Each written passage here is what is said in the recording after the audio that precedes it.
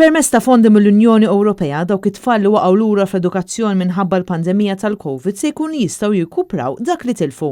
Studju interni li sar juri li matul din is-sena skolastika kien hemm numru qoli ta' studenti li ma attendewx l-iskola.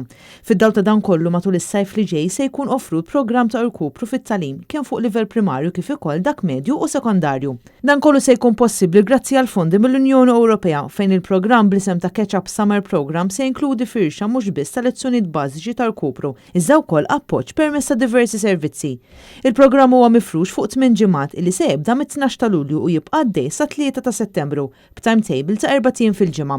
L-istudenti se jkunu mqasma fi gruppi skont is-sena skolastika tagħhom mill-Year 1 sal-Year 10 bil-lezzjonijiet jingħataw kemm fl-iskejl kif ukoll b'mod virtwali. B'kollu se jkun hemm 4 ċentri ta' tagħlim għal-livell primarju f'Raħa Ġdid, Birkirkara, Il-Qawra u Rabat Għawdex u 4 għal-livell medju u sekondarju f'Santa Luċija, l-Imrieħel, Il-Mosta u l-Iskola Sekondarja f'Għawdex.